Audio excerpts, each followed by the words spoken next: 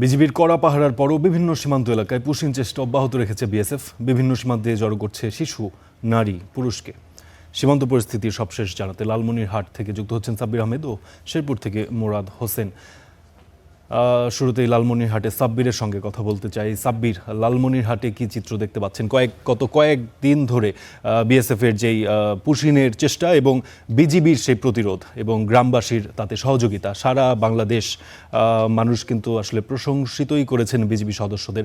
আপনি আজ কি চিত্র দেখতে পাচ্ছেন? সীমান্তে ৩টি ব্যাটালিয়ন কাজ করছেন, যথাক্রমে ১৫, ৬১ এবং ৫১।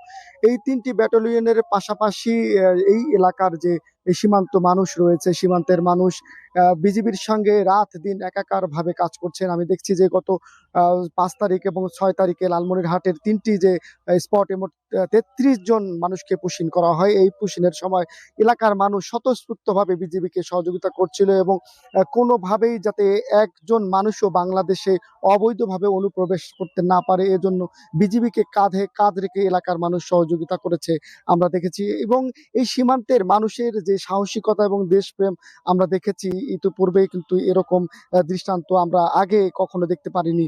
সীমান্তের এই মানুষগুলো বিজিবিকে তারা আসলে অনেকেই দিনমজুর এবং প্রতিদিন তারা তাদের কাজকর্ম করতে হয়, কিন্তু তারা কাজকর্ম রেখে তারা বিজিবিকে দিনের পর দিন ধরে সহযোগিতা করছেন, বিজিবিকে বিভিন্নভাবে সহযোগিতা করছেন এবং একই সাথে পুশিন প্রতিরোধের প্রতিরোধ পাশাপাশি যে পুশিন করা যাতে ব্যক্তিরা যাতে এই শূন্য রেখায় অবস্থান করছিল, তাদেরকে বিভিন্নভাবে সহযোগিতা তারা করছিল। এবং আমরা দেখেছি যে গত কয়েকদিন পুশিনের সময় ঝড় বৃষ্টি ছিল, মানুষগুলোকে তাদেরকে ঝড় বৃষ্টি নিবারণের জন্য ছাতা এবং পলিথিন, খাবার সহ বিভিন্নভাবে এই পুশিন করা মানুষকে সহযোগিতাও তারা করেছে। সব মিলে আহ আজ ৬ তারিখের পর এখন পর্যন্ত পুশিনের কোনো ঘটনা লালমনিরহাট সীমান্তে ঘটেনি।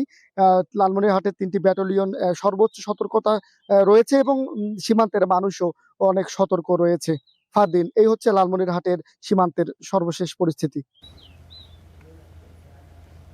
জি মোরাদ, ধন্যবাদ। এ পর্যায়ে আমরা শেরপুরের খবর জানার চেষ্টা করব। মোরাদ আছেন সেখানে।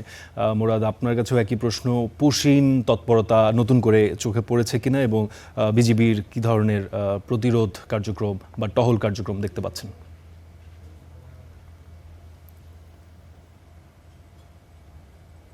ফারদিন, যেমনটি বলছিলেন, বিজিবি কিন্তু ব্যাপক সতর্ক অবস্থানে আছে। তার পাশাপাশি সীমান্তবর্তী যে উপজেলাগুলো রয়েছে, শ্রীবর্দী, ঝিনাইগাতি এবং নালিতাবাড়ী উপজেলা, সেই সীমান্তের লোকজন যারা রয়েছে, যারা স্থানীয় রয়েছে, তারা কিন্তু বিজিবির সাথে টহলের সাথে সাথে কিন্তু তারাও শক্ত অবস্থানে রয়েছে। তারা, আমরা দেখেছি, রাত এবং দিন একাকার করে কিন্তু সীমান্তে টহল দিয়ে যাচ্ছে বিজিবি। তার পাশাপাশি যে স্থানীয়রা, তারাও কিন্তু ওই বিজিবির সাথে শ্রম দিয়ে যাচ্ছে। আহ এই শেরপুরের যে ২৯ বিজিবির ৮টি বিওপি টিম রয়েছে, তারা কিন্তু শক্ত অবস্থানেই রয়েছে এবং কি সতর্ক অবস্থানে রয়েছে। গত কয়েকদিন আগেই কিন্তু নালিতাবাড়ী উপজেলার যে একটি এলাকা দিয়ে কিন্তু ভারতের বিএসএফ ৬ জনকে পুশিন করানোর চেষ্টা করেছিল, কিন্তু ঠিক একই জায়গায় কিন্তু বাংলাদেশের বিজিবি কিন্তু সেটি ঠেকিয়েছে এবং কি রুখে দিয়েছে।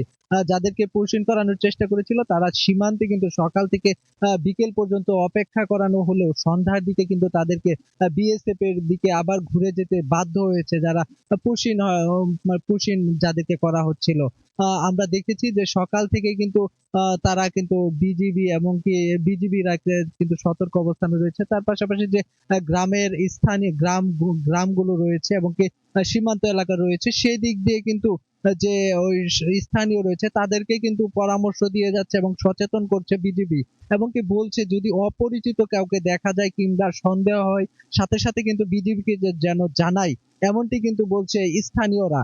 অন্যদিকে বিজিবিরা বলছে তারাও শক্ত অবস্থানে রয়েছে এবং কি কাউকে সন্দেহজনক মনে হলেই তাকে চেকিং করছে এবং কি তাকে জিজ্ঞাসাবাদ করছে। আর অন্যদিকে যদি বলি যে সীমান্তের যে কাঁটাতার রয়েছে, কাঁটাতারের যে এক কাঁটাতার থেকে অনেকটা দূরেই কিন্তু দেখছি একের পর অনেকে চেষ্টা করে যাচ্ছে যেন কেউ ভিতরে না আসতে পারে। স্থানীয়রা কিন্তু কড়া নজরদারিতে রেখেছে। আমরা বর্তমান যুক্ত ছিলাম শেরপুরের ঝিনাইগাতি উপজেলার যে সীমান্তবর্তী এলাকা রয়েছে, সেখান থেকে। এই ছিল পুশিনের সর্বশেষ। ফারদিন। জি, পরিষ্কার মোরাদ, আপনাকে ধন্যবাদ।